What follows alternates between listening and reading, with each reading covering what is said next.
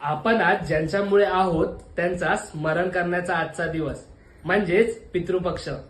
नमस्कार मंडळी, मी साहिल गावडे आणि आज मी तुम्हाला पितृपक्षाबद्दल माहिती सांगणार आहे. पितृपक्ष हा भाद्रपद शुद्ध पौर्णिमेला चालू होतो तर अश्विन अमावस्येला संपतो.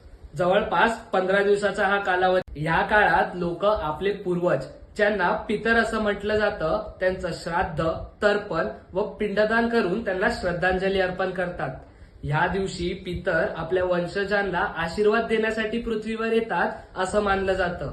श्राद्ध केल्याने पितर प्रसन्न होतात व घरात सुख, समाधान, शांती व आरोग्य नांदतं.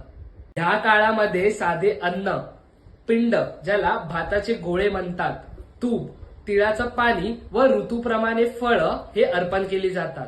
या काळामध्ये कोणत्याही नवीन कामाची सुरुवात, शुभ कार्य व मंगल कार्य टाळली जातात. पितृपक्ष आपल्याला शिकवतो की जडणघडणीत ज्यांचा वाटा आहे त्यांना विसरायचं नाही व पूर्वजांचे आभार मानणे ह्यातच खरी कृतज्ञता आहे.